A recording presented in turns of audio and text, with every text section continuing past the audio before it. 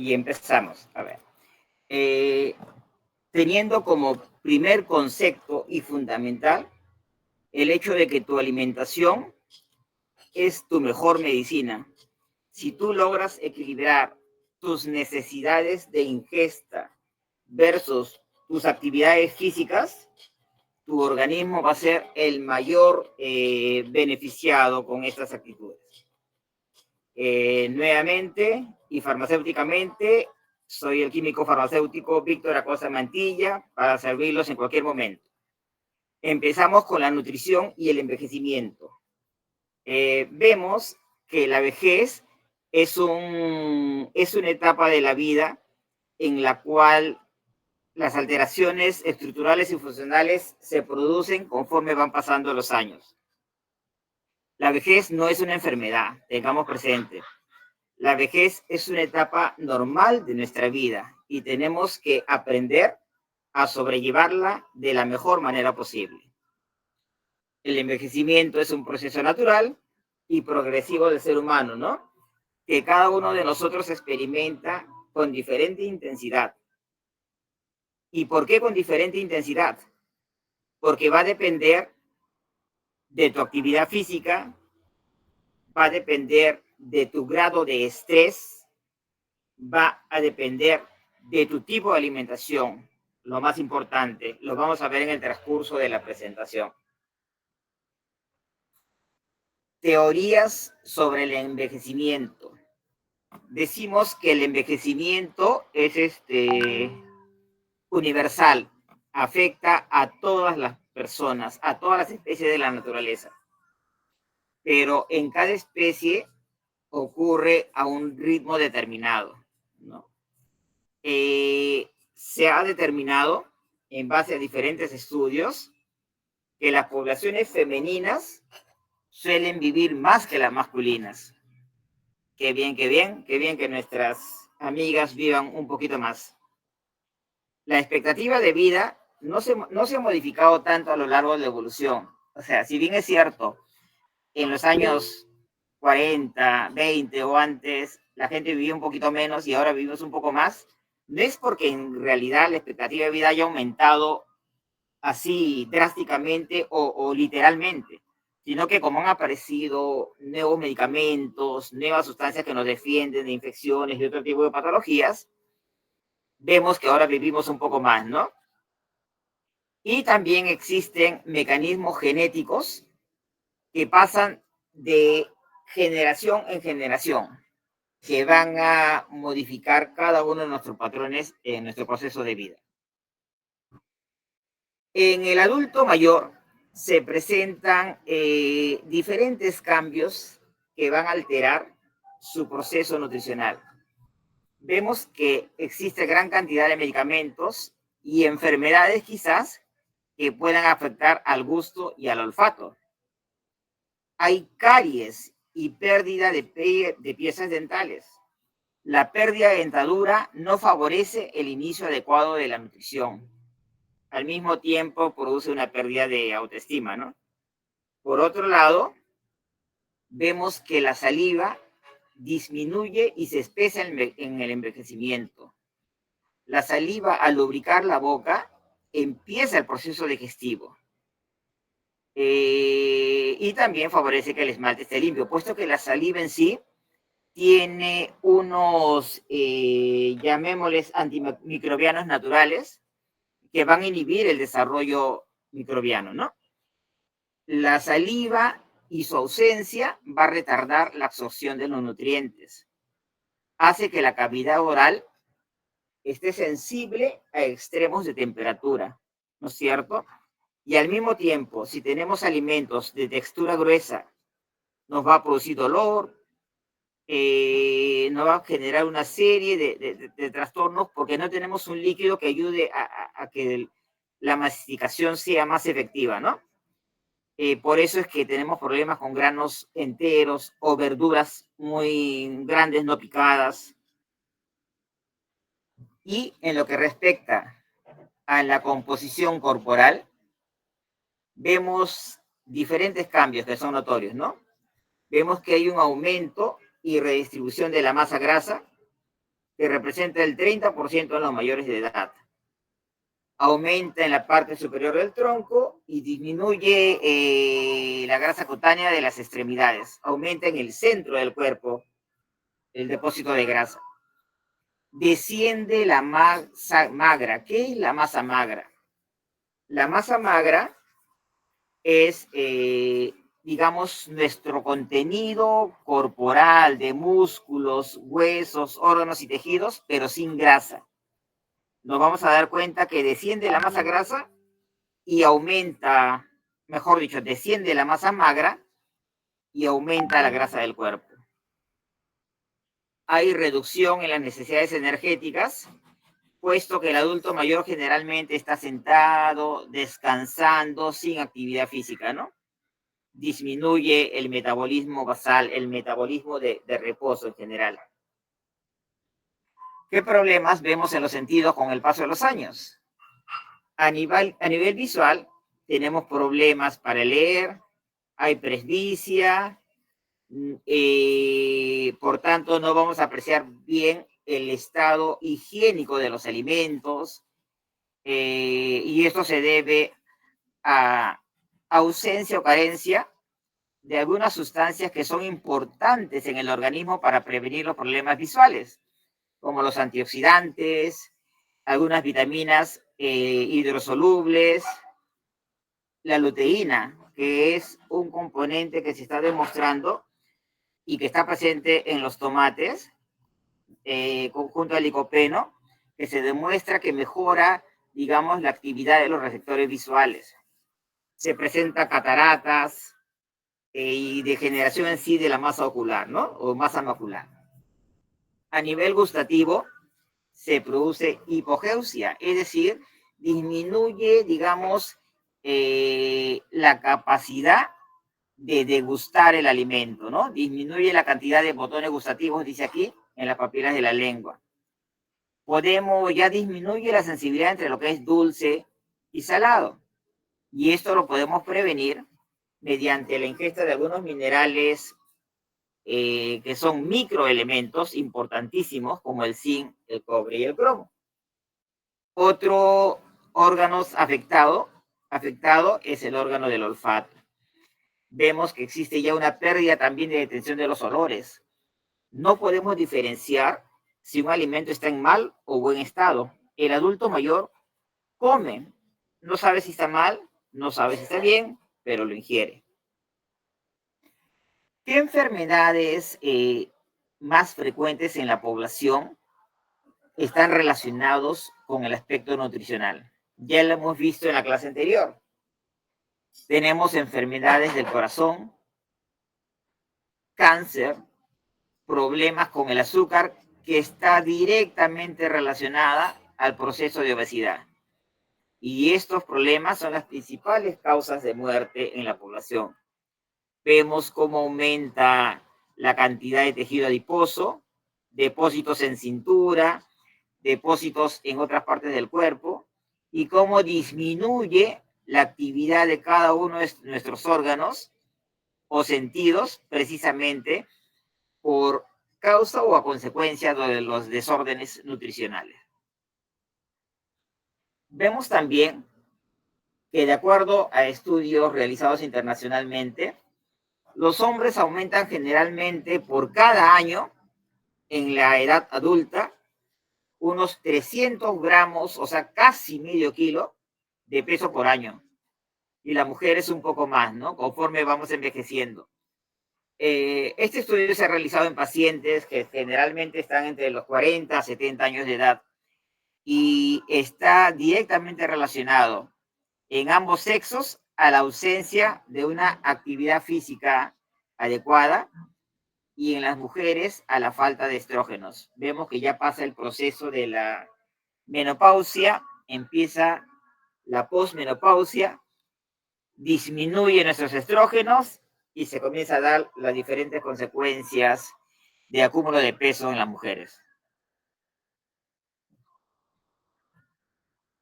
Los principios básicos para una buena dieta, así en general, es o están relacionadas a contener alimentos variados de todo tipo, grasitas, proteínas, verduras, hidratos de carbono, todo, pero en los niveles o en las cantidades adecuadas. Esto nos va a permitir mantener el peso correcto, ¿verdad? Si nuestra alimentación es variada y balanceada, nuestro peso se va a mantener en límites adecuados, siempre y cuando no tengamos presencia de algunas enfermedades, como por ejemplo el hipotiroidismo, que nos puede hacer subir de peso.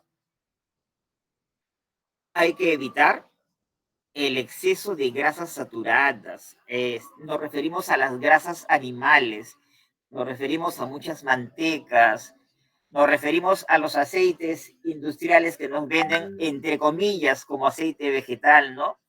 Y cuyos últimos estudios están demostrando que no son lo necesariamente adecuado para digamos, nuestro organismo. A diferencia del aceite de oliva y el aceite de Sacha Inchi, que tienen una gran cantidad de un ácido graso especial denominado omega 3, que es esencial para mantener los niveles, entre comillas, de grasas buenas en la sangre de nuestro organismo, ¿no? El alimento no debe contener cantidades excesivas de sodio o de azúcares refinados. Si nos gustan nuestras chelitas, tienen que ser con consumo moderado, ¿verdad? Ya hemos visto esto. A ver, perdón, estamos retrocediendo. Ok. Con respecto a la actividad física, vemos que puede ser un ejercicio regular o podemos tener un ejercicio moderado, ¿no?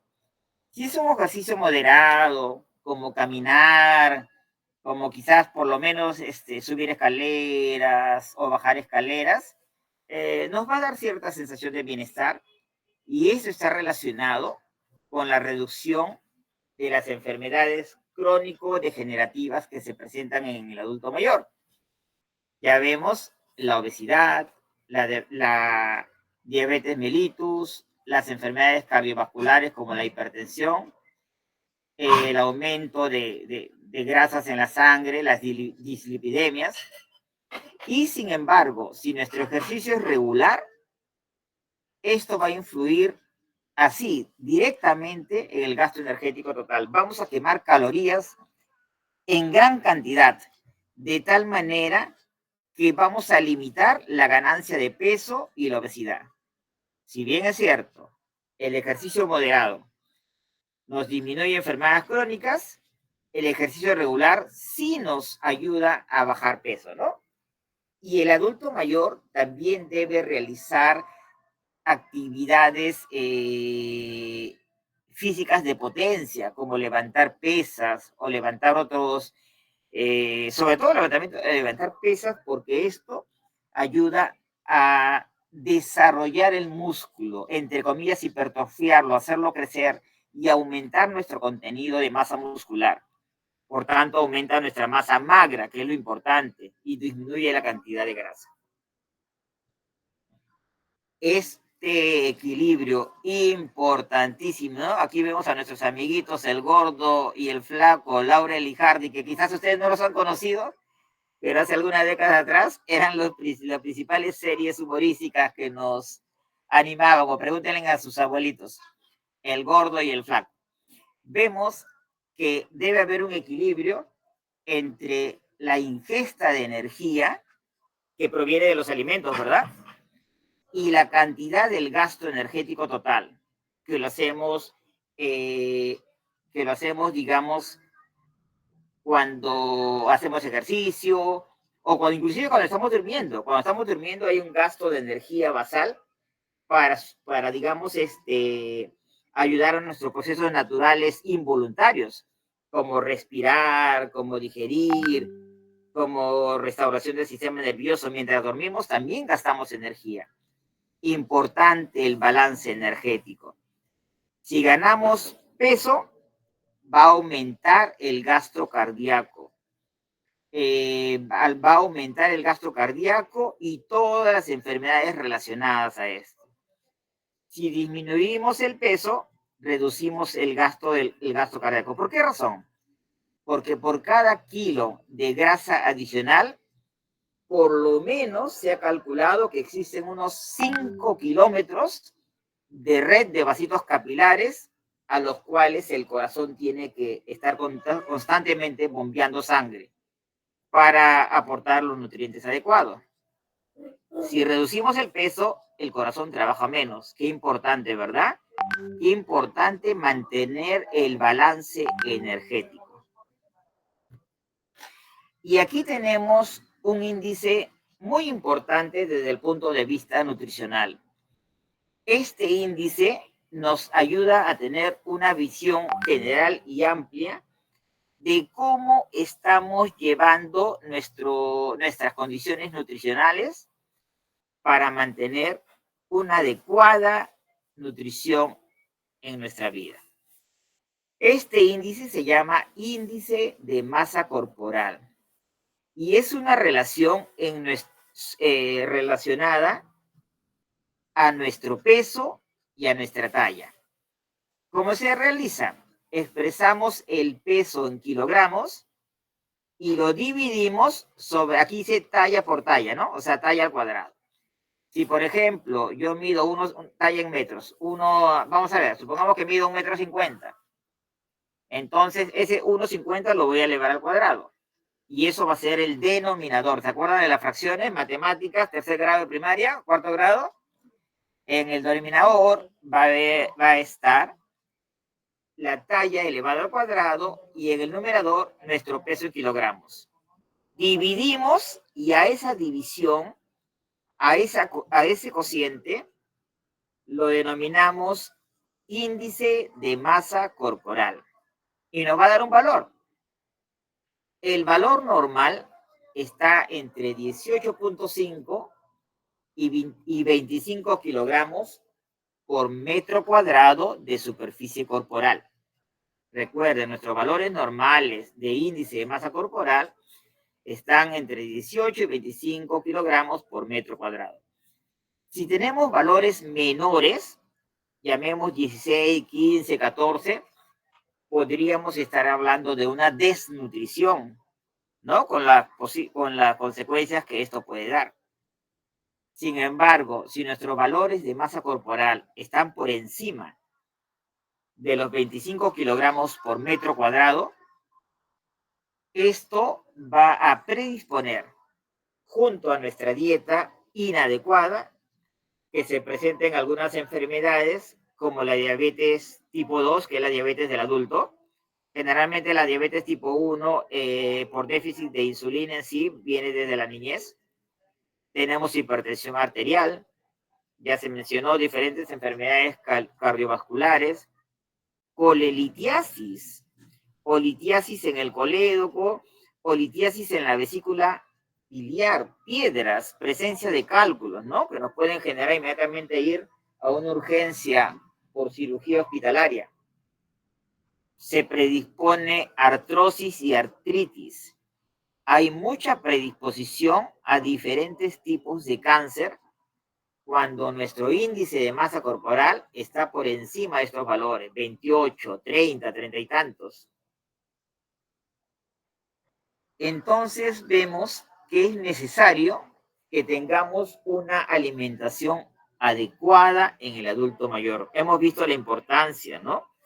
Cómo la alimentación inadecuada o una nutrición no balanceada genera desórdenes, genera enfermedades, disminuye nuestra vida, nos limita física y emocionalmente, disminuye la autoestima si hablamos de obesidad, ¿no es cierto? Entonces, qué importante tener una guía adecuada. Y dentro de esta guía vamos a conocer algunos tipos de nutrientes. En primer lugar, los lípidos, ¿no? Los lípidos generan la mayor fuente de energía del organismo. Los lípidos nos permiten absorber las vitaminas llamadas liposolubles, o sea, aquellas vitaminas que se disuelven en grasas, entre ellas la vitamina A, la vitamina D, la vitamina E, la vitamina K. son las llamadas vitaminas liposolubles, ¿no? Que van a ayudar para controlar la homeostasia o el equilibrio adecuado del desarrollo tisular. La importancia de los lípidos radica en lo esencial y sus repercusiones en la salud, ¿no? Los lípidos son importantísimos junto a las proteínas para formar tejidos, para formar la estructura, digamos, mielínica que envuelve a las neuronas, que permite la conexión neuronal y nos ayuda a pensar adecuadamente, a mantener todas nuestras conexiones, la sinapsis neuronal. Es importantísimo la presencia de varios tipos de colesterol adecuado. Y los lípidos podemos clasificarlos en 3 grupos, ¿no? Los triglicéridos, que son generalmente azúcar relacionado a la conversión de harinas o de azúcares, por decir, que se transforman en un tipo de grasa llamado triglicéridos. Tenemos los colesteroles propiamente dichos y otro tipo de lípidos llamados fosfolípidos, ¿no? Tienen importancia, pero también su exceso puede repercutir negativamente en el organismo. Dentro de estos lípidos también tenemos los ácidos grasos trans. Y estos ácidos grasos están generalmente en gran concentración en los alimentos ultraprocesados. Todo lo que son snacks, bocaditos, algunos tipos de mieles en conservas, papitas, frituras y todas estas cositas tienen grasas del tipo trans, que son altamente dañinas para el corazón, puesto que son el determinante primordial para que aumente el colesterol unido a la lipoproteína de alta densidad. Este colesterol se llama colesterol LDL. LDL, lipoproteína de alta densidad. Estas lipoproteínas son el principal factor para desarrollar patologías o problemas cardiovasculares, ¿verdad? Sobre todo de aquellas que van a generar isquemia. La isquemia es la disminución de la luz arterial por depósitos de ateromas, de colesterol, de otras sustancias que van a disminuir el aporte de suministro o riesgo sanguíneo y por tanto generar una ausencia de oxígenos en el tejido al cual van a irrigar. Y que si no es tratado va a producir digamos, el infarto isquémico y la necrosis de ese tejido que después muere y deja de funcionar, ¿verdad? Este colesterol, digamos, lipoprotein o low density, de baja densidad, es el más dañino para el organismo. Vamos a ir conociendo a las otras lipoproteínas, ¿no? Que se unen a colesterol. Tenemos también, digamos, un colesterol que se une a otra lipoproteína de otra categoría.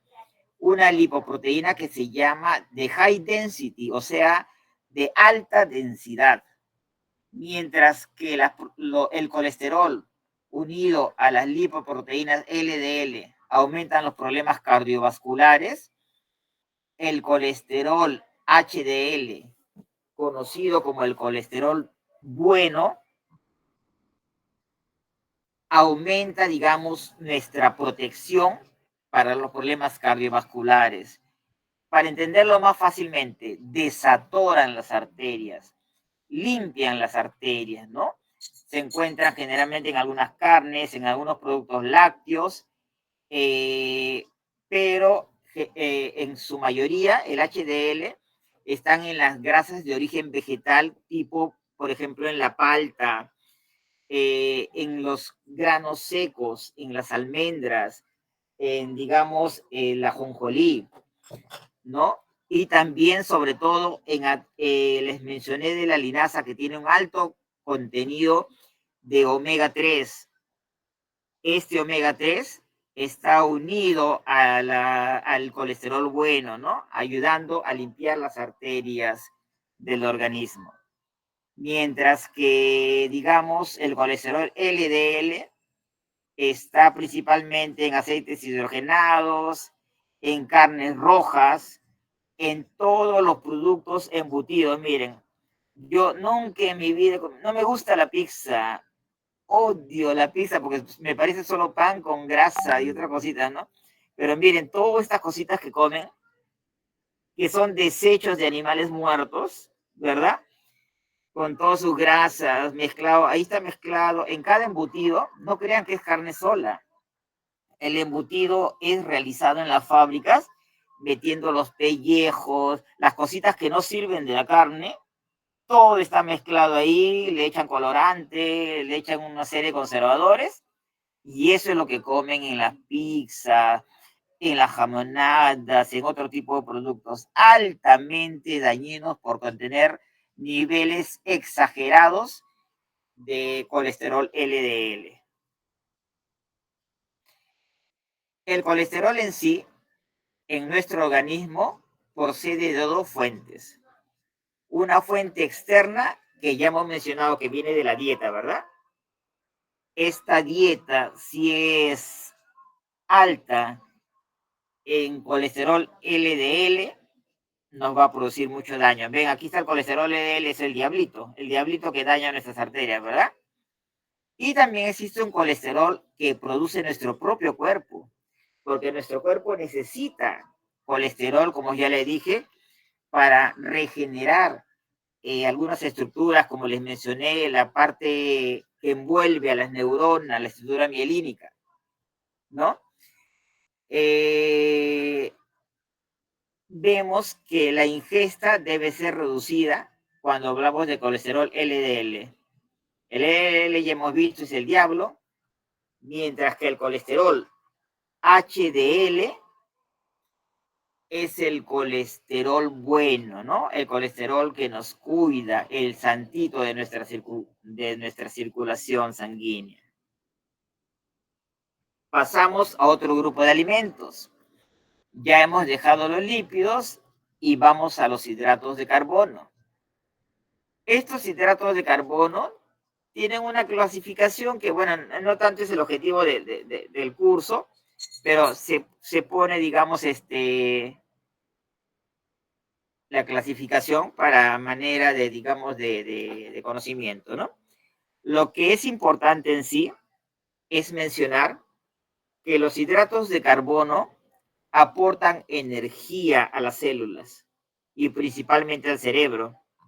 Inmediatamente la glucosa, que es un hidrato de carbono, es un carbohidrato, de la sangre cruza directamente la barrera hematoencefálica y es la principal fuente de energía para nuestro cerebro.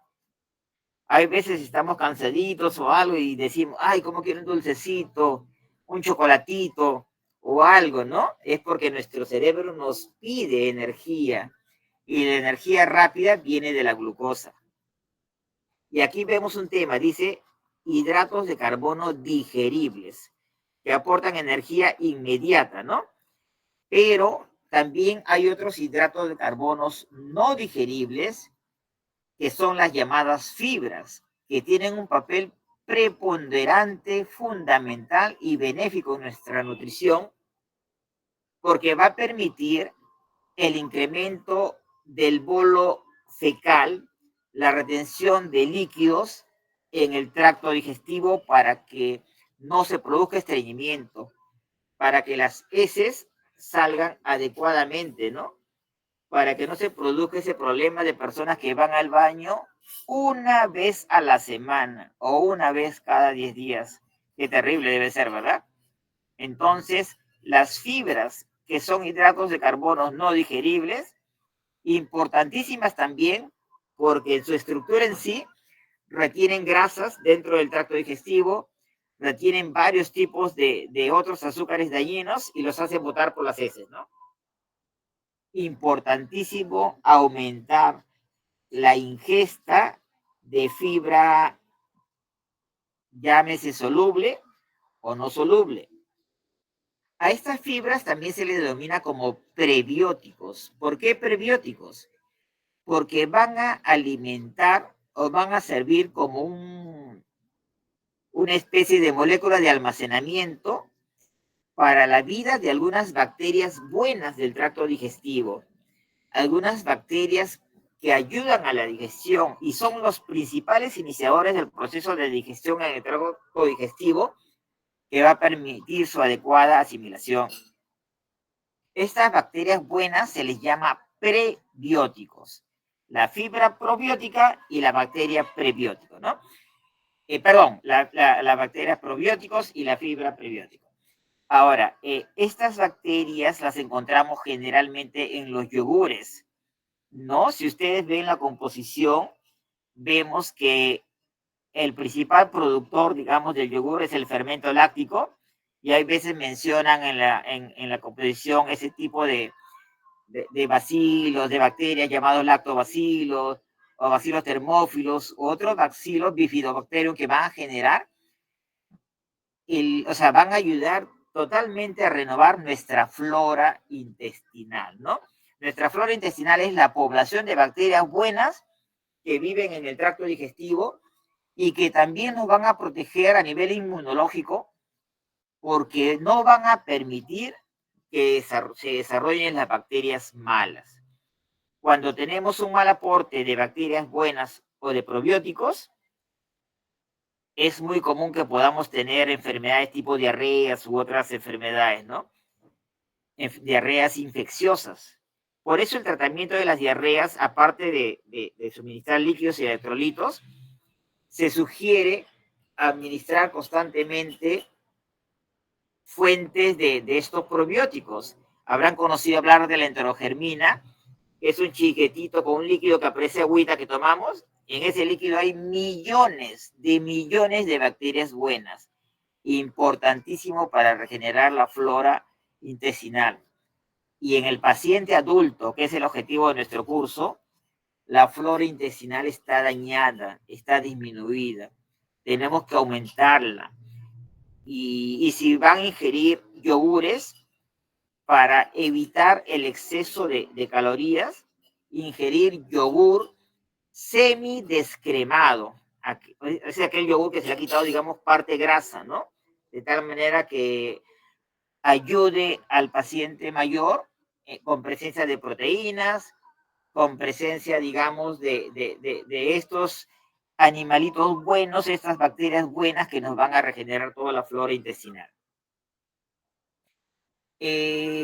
Algunos aspectos fisiológicos del envejecimiento. Vemos que el proceso de envejecimiento en general nos va a afectar el nivel corporal, el órgano de los sentidos, el aparato digestivo, la función renal. Cada una de las funciones de nuestro organismo van a ser afectadas en mayor o menor grado. Si la muerte de un paciente es natural y vemos toda su historia natural de vida, ¿quiénes van a vivir más? Aquellos pacientes en cuyo proceso de vida haya habido rutina de ejercicios regulares, haya habido un buen aporte nutricional, haya disminuido el exceso de tóxicos, llámese alcohol, llámese drogas, cigarro, etc. Importantes esos aspectos para ver el estado del adulto mayor y poder evaluar qué nutrición suplementaria le conviene más para mantener su vida normal en los años mozos que le queda por vivir, ¿verdad? Vemos que la masa corporal magra disminuye, dice, en un 15% después de los 50 años y sigue disminuyendo paulatinamente, ¿no? Por niveles de actividad y consumo de alimentos más bajos, por cambios hormonales en mujeres, etc. Existe pérdida de minerales, pérdida de masa muscular y también hay pérdida de líquido corporal. El paciente adulto o el adulto mayor se le disminuye la sensación de sed y toma poco líquido. es muy propenso a problemas de deshidratación. Al final, si hablamos en valores totales, hablamos que existe por lo menos una pérdida de entre 11 a 13 kilos de musculatura que es reemplazada por grasa. Perdemos músculo, ganamos grasa por nuestra vida sedentaria. Otros sistemas que se ven afectados en el adulto por una mala nutrición, es, digamos, el sistema inmunitario. Porque al bajar ciertas vitaminas y ciertos minerales esenciales que estimulan nuestro nivel inmunológico, baja nuestra respuesta ante las enfermedades. El exceso de sal, el exceso de grasas, el exceso de azúcares refinadas van a incrementar el trabajo del corazón, van a hipertrofiarlo o dañarlo, y junto a la hipertensión, a la hipertensión arterial, van a dañar órganos importantísimos, nobles, como riñón, como corazón, como cerebro, ¿no? Vemos que hay pérdida de fibras y proteínas musculares y esto nos va a producir una paulatina y gradual invalidez. Ya el paciente adulto mayor muchas veces ya tiene problemas para caminar, no tiene tanta capacidad muscular que le ayude a estar en forma, digamos, caminar adecuadamente. El exceso de peso por la grasa y la falta de músculos lo hace encorvarse, a dar pasos cada vez más lentos, y muchos de estos pacientes desarrollan problemas metabólicos.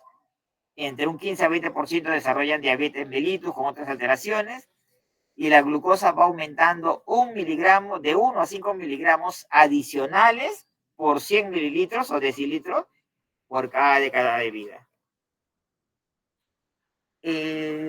Las vitaminas importantísimas que deben estar presentes en nuestra nutrición son aquellas que van a favorecer o mantener el equilibrio homeostático de nuestro organismo, ¿no? Vemos que la tiamina va a favorecer el sueño y el apetito. La vitamina B6, la tiamina, que es la vitamina B1, ¿no? Del complejo B. La vitamina B6 tiene relación con una alteración de la respuesta inmunitaria. La vitamina B12 puede generar gastritis y relacionadas a la ausencia de esta vitamina. Inclusive la vitamina B12 en ausencia produce algunos tipos de anemias, ¿no? Anemia perniciosa llamada. Tenemos que la vitamina A es un excelente antioxidante, nos va a mejorar la función cardiovascular, nos va a mejorar la capacidad visual, tiene cierta relación junto a la vitamina E de prevenir desórdenes cardiovasculares, ¿no? Protege contra cardiopatías, coronarias, etc. Tenemos la vitamina D, que nos mantiene el equilibrio del calcio y del fósforo, y en sí va en valores adecuados, va a disminuir la pérdida de masa ósea, por tanto va a ayudar a prevenir la osteoporosis, ¿verdad? Vemos que el ácido ascórbico, conocido como... y regreso aquí a la vitamina D. Existe la vitamina D2 y la vitamina D3. Cuando ingieran algún suplemento de vitamina D, elijan la vitamina D3. Se ha demostrado que es la más activa y que la que produce mayores beneficios en el organismo. La vitamina C o ácido ascórbico nos mejora el contenido de colágeno y elasticidad de nuestro organismo, de nuestra piel, disminuye el envejecimiento, ayuda a elevar el nivel inmunológico, previene la presencia de cataratas en la vista, y digamos es una de las vitaminas hidrosolubles que generalmente no se acumula en el organismo porque se va por la orina, ¿no? Y también vemos también el ácido fólico, que ayuda, recuerdan cuando alguna vez ustedes si son mamitas y han estado embarazadas, en la posta les han dado suplementos de ácido fólico, ¿no? Porque el ácido fólico está relacionado a un desarrollo adecuado del tubo neural en el feto, o en el embrión, ¿no? Y aparte, en los adultos mayores previene el deterioro, digamos, cognitivo, y ayuda, digamos, a eliminar algunos tipos de anemias relacionadas. Vemos también que el incremento en la esperanza de vida ha dado lugar a la llamada transición epidemiológica, ¿no?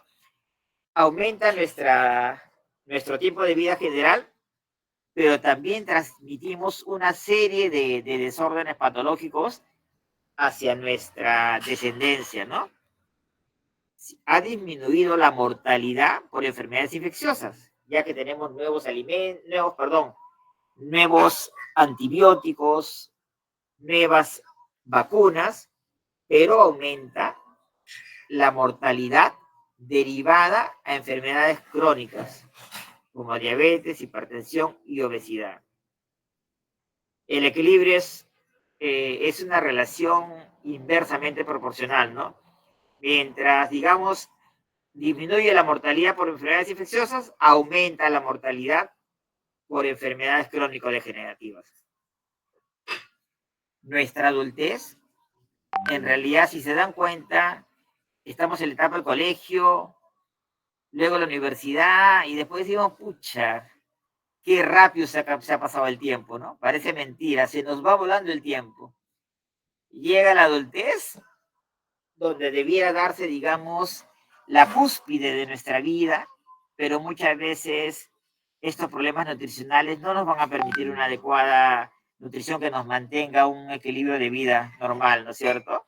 Al contrario, nos va a producir quizás, como ya hemos mencionado, desórdenes como incapacidad, invalidez, etcétera, ¿no? La etapa más larga de la vida debiera ser quizás la mejor etapa de la vida. La Organización Mundial de la Salud, divide nuestra vida generalmente en jóvenes entre 18 a 30 años y adultos entre 30 a 60 años aproximadamente, ¿no? Luego viene, digamos, el adulto mayor y posteriormente entre los 70 y 80 años ya la denominada ancianidad. Al mismo tiempo que veamos algunas vitaminas importantísimas, vemos aquí tres minerales muy importantes y necesarios en nuestra dieta, como el calcio, por ejemplo, que va a aumentar la densidad ósea, va a permitir el crecimiento adecuado, va a prevenir la osteoporosis, ¿no? Junto a la vitamina D, ¿no? El hierro, que proviene de las carnes, de las vísceras, la sangrecita, qué importante para nuestros niños en edad escolar, administrarle sangrecita, llámese de pollo u otra, administrarle vaso, algunas vísceras que son altamente ricas en concentraciones muy buenas de hierro, una forma natural de prevenir anemias, puesto que cuando tomamos el sulfato ferroso, muchas veces que viene de la posta, es un sulfato ferroso que muchas veces produce desórdenes gástricos como estreñimiento. Y una persona dice, ay, cuando tomo sulfato ferroso no puedo ir al baño, ¿no? Entonces la mejor manera de mejorar el aporte de hierro es el consumo de vísceras. No se olviden de la sangrecita. Y esta sangrecita la pueden preparar en diferentes formas. La pueden hacer como hamburguesita, la pueden hacer como carnecita picada, en los arrocitos. Inclusive hay galletas con sangrecita. Qué importantísimo, de verdad. El zinc, un mineral junto al magnesio, ojo, el zinc y el magnesio, dos minerales importantísimos en aumentar la respuesta inmunológica, en ayudar a prevenir desórdenes del sistema nervioso central, a disminuir la depresión, a favorecer la cicatrización, de las heridas, y, digamos, a disminuir la pérdida de la capacidad o sensibilidad olfativa y gustativa. La nutrición en el adulto mayor, puesto que nosotros o nuestros viejitos somos los más vulnerables nutricionalmente, porque el exceso nos va a producir obesidad y la deficiencia nos va a producir desnutrición de tipo proteico o calórica, y al mismo tiempo somos vulnerables porque tenemos polimedicación, ¿no? En la clase anterior la clase anterior fue enfocada generalmente a ver todos los riesgos de la polifarmacia, del uso irracional de medicamentos. Por eso es que no hubo quizás tiempo para hablar de los medicamentos en sí. Pero hoy día, por intermedio de los directivos de la institución, les voy a mandar dos resúmenes muy buenos y muy adecuados para ustedes, para que conozcan un poco más de los fármacos en sí, ¿no?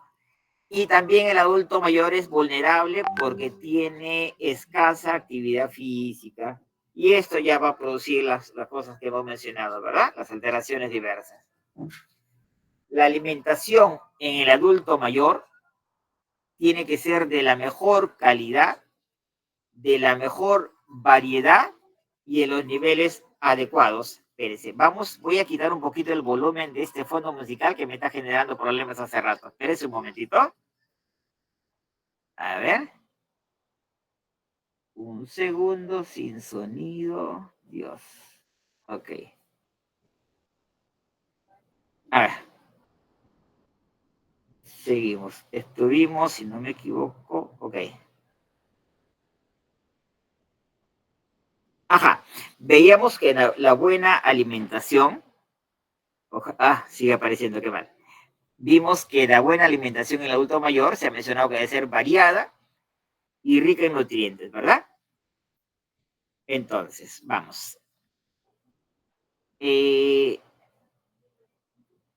Muchas o la mayoría, digamos,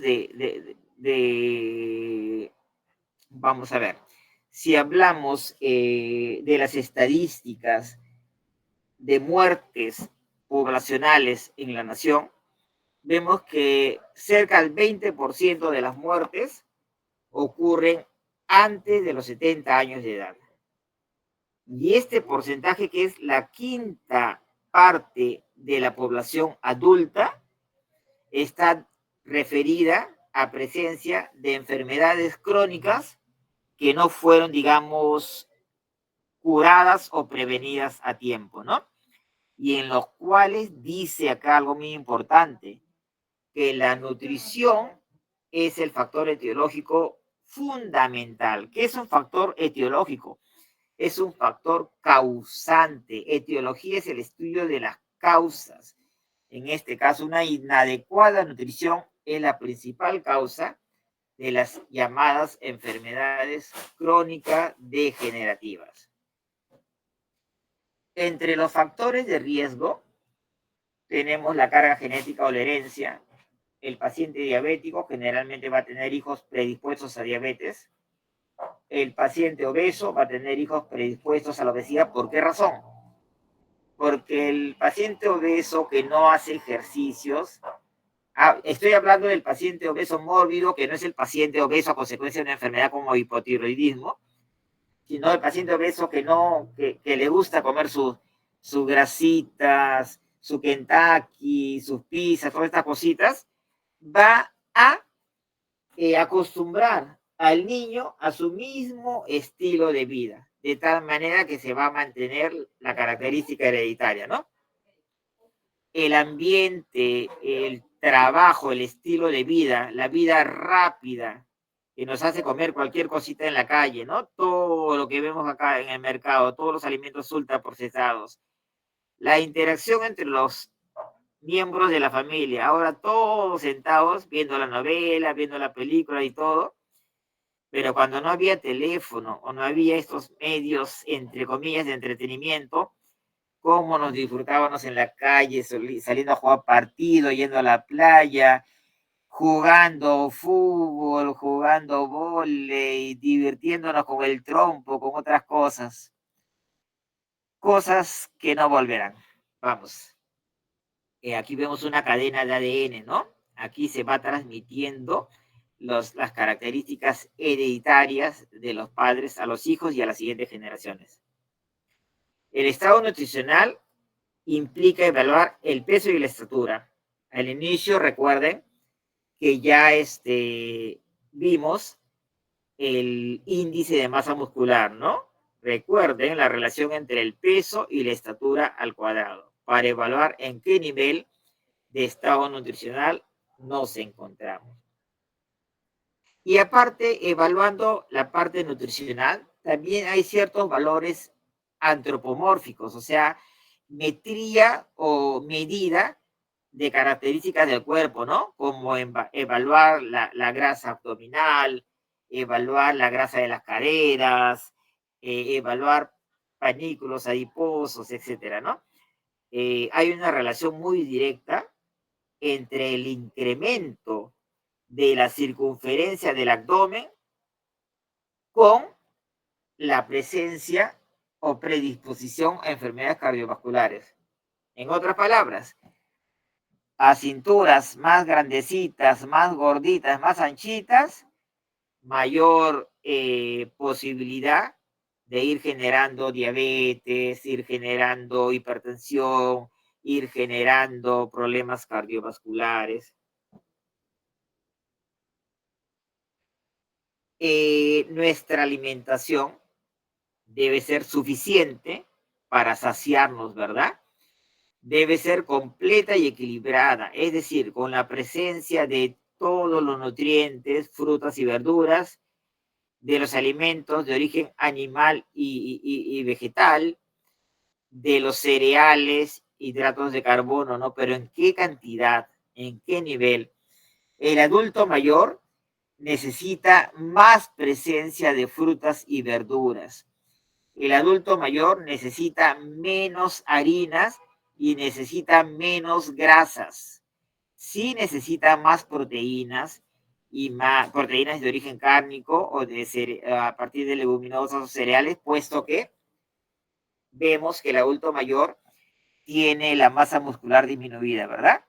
Entonces debemos aprender a balancear la estructura de cada plato que vamos a comer, ¿no? Donde casi el 50% esté por verduras, una ensalada al inicio de cada almuerzo, y luego quizás un 30% de proteínas, o un 20% de proteínas, un 10% de harinas y un 10% de grasitas. Disminuir cada vez la cantidad de grasas. Si hablamos de nuestro gasto energético total, o sea, si medimos todas las calorías que perdemos durante actividades físicas, durante nuestras actividades propias de metabolismo basal, etcétera, los hidratos de carbono generalmente son responsables de aportar la energía entre un 50 a 60%. Los lípidos de un 20 a 30%, las proteínas de 10 a 20%, etc. Las fibras no, digamos, incrementan calorías, ¿no? Ya hemos visto que las fibras son alimentos que van a retener líquidos en el tubo digestivo, van a favorecer el peristaltismo o movimiento gástrico, evitando el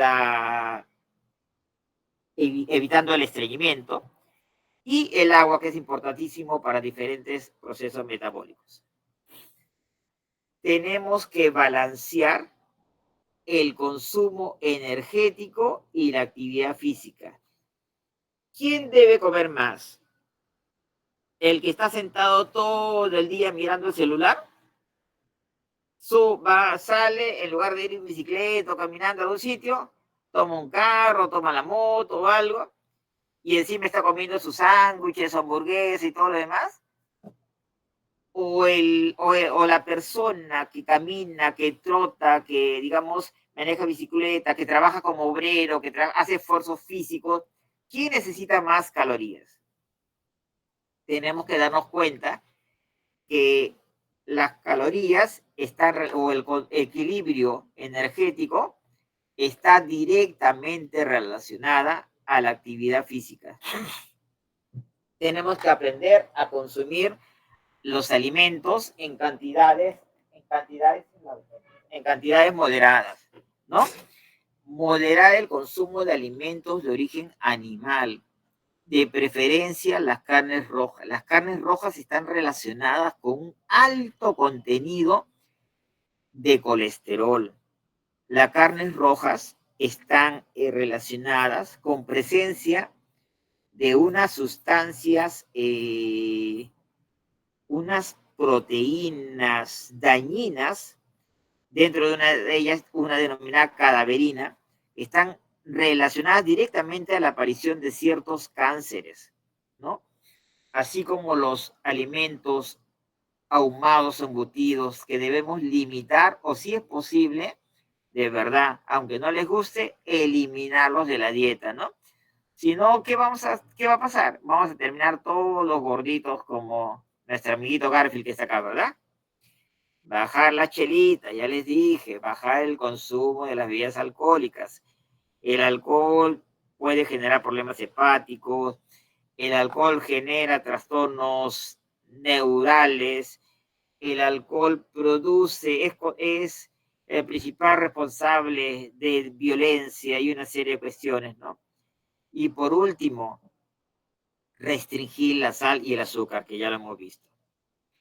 Otros factores de riesgo, que ya lo hemos mencionado en realidad, ya hemos visto los hereditarios, padecimientos que presentan nuestros familiares, ya sean abuelos, padres, hermanos, y el estilo de vida relacionado a la actividad física, alcohol, tabaco y a nuestra alimentación, ¿sí?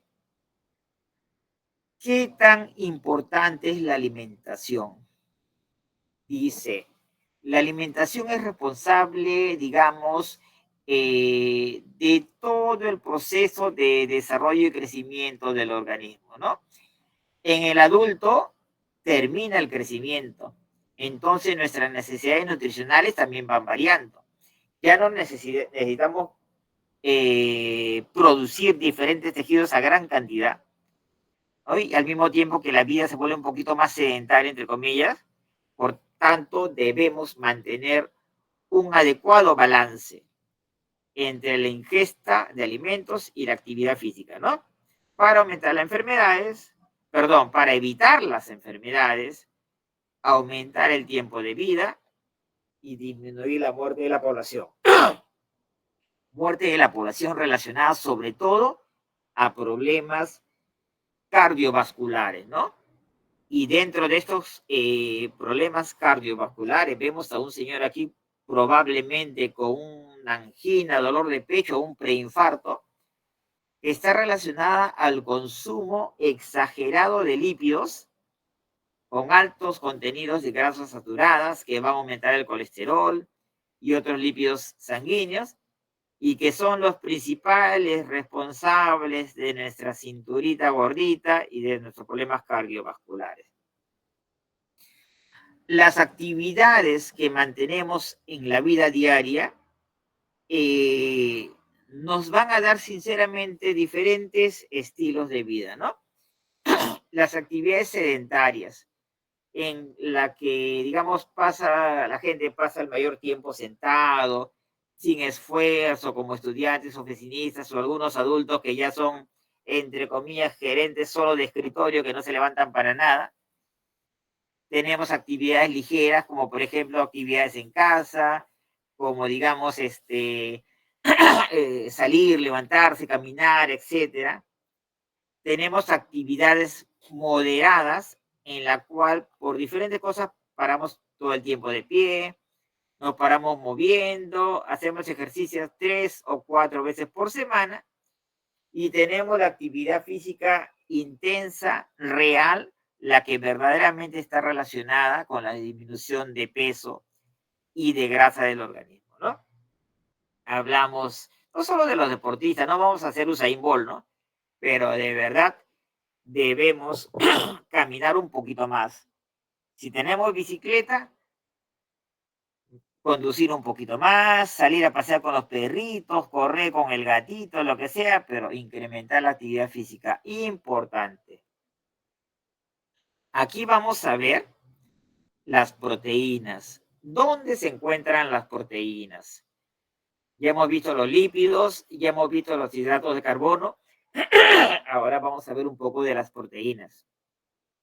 Las proteínas las tenemos por su origen, clasificadas en proteínas de origen animal y proteínas de origen vegetal. Dentro de las proteínas que llegan a nuestro organismo desde su origen animal, tenemos los pescados, los mariscos, las carnes, queso, huevos, etc. Y generalmente la parte del animal que contiene las proteínas, es el músculo, ¿verdad? Es decir, la carnecita, no los huesos ni la grasa. Algunas personas dicen, voy a chupar el huesito, muerden el hueso, voy a tomarme el colágeno. Falso, eso es pura grasa. ¿Ya? Entonces, lo importante es la parte cárnica del alimento, ¿ok?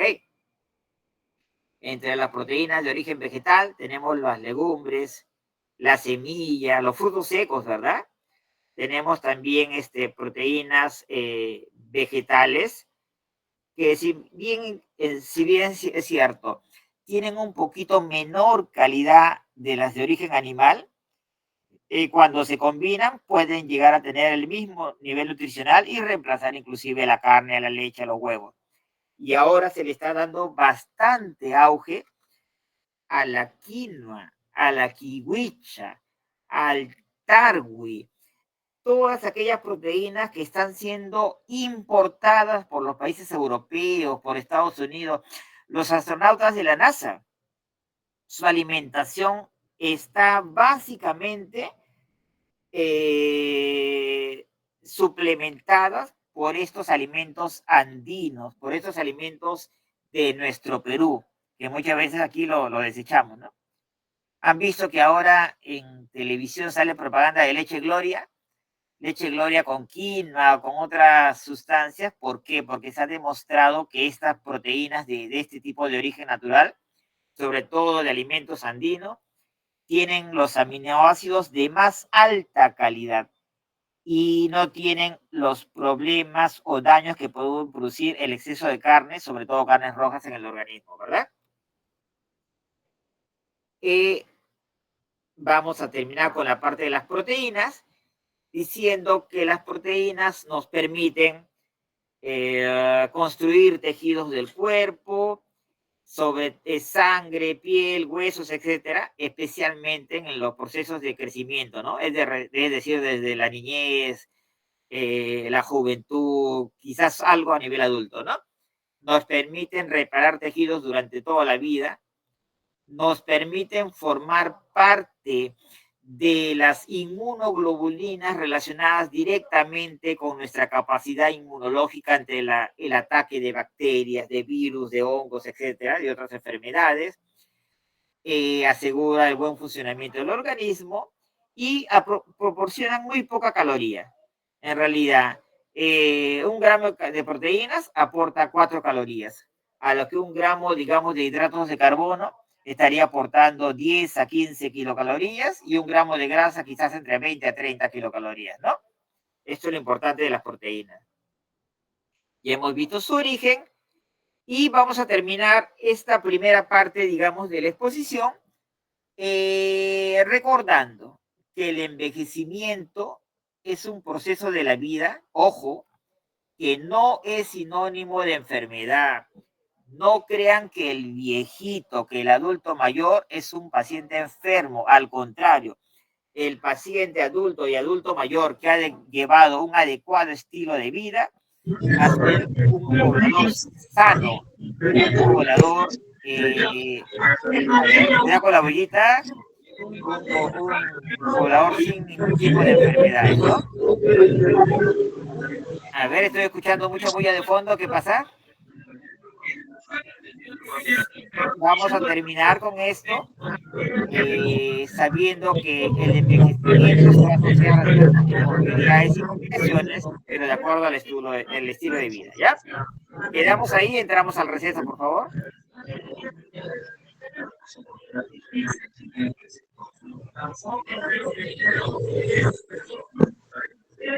¿Alguna o antes del receso, alguna consulta previa. Fuimos al receso. Perfecto, perfecto. Disfrute su receso, tome su agüita, tome sus bebidas naturales, no coman hamburguesa, no coman jodó, no coman jamonada, nada, ¿ya? Nos vemos en unos 10 minutitos.